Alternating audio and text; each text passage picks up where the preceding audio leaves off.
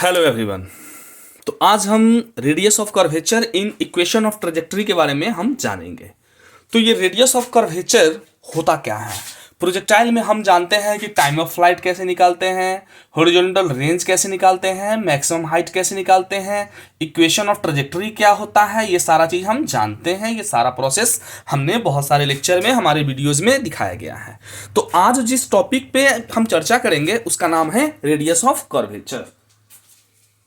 तो radius of curvature in equation of trajectory होता क्या है। तो देखिए होता क्या है कि मान लीजिए कोई एक पार्टिकल हम एक मूव कर रहा है। तो ये क्या होता है, जब कोई पार्टिकल एक सर्कुलर पाथ पे मूव कर रहा है, मान लीजिए मूव किया तो उसका क्या होता है, कुछ एक रेडियस पे, कुछ रेडियस के साथ ही तो मूव करता है ना, कुछ एक पार्टिकुलर रेडियस होता है उसका। ठीक है, अब देखिए अगर ऐसा है तो पार्टिकल मूव कर रहा है, तो पार्टिकल क्या चाहता है, ये तो मूव कर रहा है तो उसका उस समय पे उसका वेलोसिटी क्या होता है, कुछ ऐसा वेलोसिटी होता है। अगर यहाँ इस पॉइंट पे पकड़े तो वेलोसिटी क्या होगा, कुछ ऐसा होगा। इस पॉइंट पे पकड़े तो वेलोसिटी क्या होगा, हमेशा मतलब वेलोसिटी क्या होता है, परपेंडिकुलर होता है, टेंजेंट बाहर निकलना चाहता है। ठीक है, तो ऐसे क्या होगा, सर्किल तो बनेगा ही नहीं। तो इसको रोकने के लिए, इस मूवमेंट को, पार्टिकल बाहर न जाए उसको रोकने के लिए हमारा जो फोर्स एक्ट करता है उसको क्या बोलते हैं, सेंट्रीपिटल फोर्स। सेंट्रीपिटल फोर्स होता है। ठीक है, अब देखिए, और यही तो है सेंट्रीपिटल फोर्स। क्या है, फोर्स क्या है, ये भी तो एक एक्सेलरेशन है। तो एक्सेलरेशन क्या होता है, देखिए वेलोसिटी के हमेशा, मान लीजिए यहां पे पार्टिकल हमारा, लेट अस सपोज पार्टिकल हमारा इस पॉइंट पे है, तो इस पॉइंट पे वेलोसिटी क्या होगा, ऐसा होगा वेलोसिटी।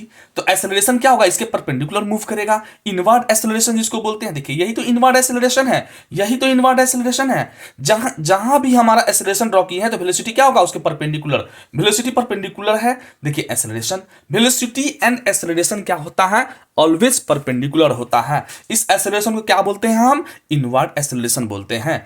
तो इसका अपने सर्कुलर मोशन में पढ़ा है कि AC is equals to v²/r। ये प्रूफ सर्कुलर मोशन में ऑलरेडी कराया जा चुका है कि कैसे centripetal acceleration is equals to होता है v²/r होता है, जिसको हम क्या बोलते हैं, इनवर्ड एक्सेलरेशन। ये क्या होता है, and always acceleration and velocity always perpendicular in a circle, जिसको कि हमने ऑलरेडी यहां पे देख चुके हैं। ठीक है, अब देखिए ये AC क्या होता है, AC को बोलते हैं सेंट्रीपिटल एक्सेलरेशन, रेडियल एक्सेलरेशन या टेंजेंशियल एक्सेलरेशन, यही तो है।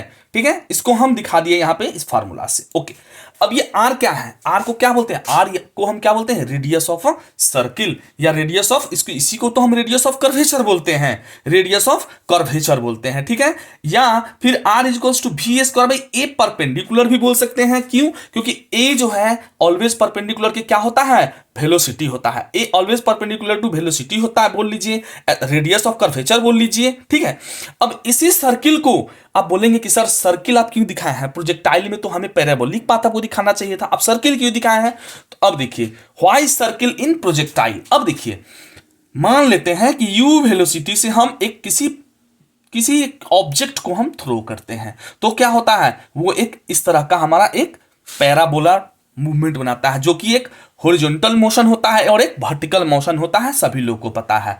अगर ये थीटा एंगल पे, u वेलोसिटी थीटा एंगल पे अगर हम थ्रो करते हैं तो उसका horizontal component u cos theta होता है और वर्टिकल कंपोनेंट क्या होता है, v, ये u है तो u cos थीटा और u sin थीटा होता है। ठीक है, अब देखिए ये जो मूवमेंट है ऑब्जेक्ट का, इसका हर पार्टिकल हर पॉइंट पे क्या होगा, कुछ एक सर्किल होगा, सर्किल होगा, तभी तो ये मूव कर रहा है, ये तो सर्किल ही है ना एक तरह से।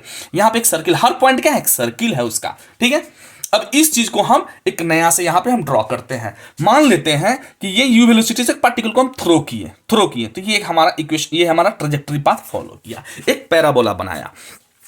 आफ्टर t सेकेंड, अब मान लेते हैं t is equals to 1 second, 1 second बाद पार्टिकल हमारा यहां पे आ गया। देखिए बहुत इंटरेस्टिंग चीजें, आराम से समझने की चीजें हैं। अगर मान लीजिए पार्टिकल हमारा यहां पे है, 1 सेकेंड पे हम निकालना चाहते हैं कि रेडियस ऑफ कर्वेचर कैसे निकालेंगे, तो कैसे निकालेंगे, तो यहां पे हम क्या करते हैं, एक सर्किल ड्रॉ कर लेते हैं। देखिए ये सर्किल ड्रॉ हो गया। अब सर्किल ड्रॉ हो गया तो क्या हो गया, इसका एक्सेलरेशन ड्यू टू ग्रेविटी क्या होगा, हमेशा क्या होगा, नीचे की तरफ एक्ट करेगा, जो कि जी से रिप्रेजेंट करते हैं। ये क्या है, एक्सेलरेशन ड्यू टू ग्रेविटी। अच्छा, अगर इस पॉइंट पे है तो इसका अगर आप वेलोसिटी लेंगे तो क्या होगा, हमेशा टेंजेंट होता है। ये देखिए ये भी हो गया, ये भी हो गया है कि नहीं, ये भी हो गया, सर्किल के हमेशा इस तरह से मूव करता है, भी बाहर की तरफ जाना चाहता है, तो एक्सेलरेशन ड्यू टू ग्रेविटी ये हो गया। अब देखिए पार्टिकुलर इसका अगर आप एक्सेलरेशन देखने जाएंगे तो क्या होगा, कुछ ऐसा होगा। ये लाइन जो हमारा है, ये लाइन हमारा क्योंकि वेलोसिटी के परपेंडिकुलर आएगा तभी तो ये इनवर्ड एक्सेलरेशन जो हम आपको यहां दिखाया है वही यहां पे इनवर्ड एक्सेलरेशन है, ठीक है। अब देखिए ये यहां पे अगर अल्फा एंगल हम कंसीडर करते हैं इस पार्टिकल के लिए, पॉइंट पी के लिए, तो ये अल्फा है, तो यहां क्या होगा, ये भी तो अल्फा होगा हॉरिजॉन्टल के साथ, राइट। अगर ये अल्फा है, ये अगर दोनों 90 डिग्री का एंगल होता है तो ये क्या होगा, 90 माइनस अल्फा ये होगा, ठीक है। और यहां पे ये क्या होगा, ये एंगल क्या होगा, ये अल्फा होगा, तो एक इसका दो कंपोनेंट बनेगा, एक जी कॉस अल्फा बनेगा और एक जी साइन अल्फा बनेगा। तो यहीं से रेडियस ऑफ कर्वेचर का फॉर्मूला आता है r is equals to V square by G cos alpha, r is equal to V square by G cos alpha. Alpha क्या है, angle of acceleration, elevation. Alpha क्या है, एंगल ऑफ एलिवेशन। तो इस तरह से हमने आज रेडियस ऑफ कर्वेचर को समझा, कोशिश किया हूं आप लोगों को इजी वे में समझाने का। Thank you so much for watching this video, thank you.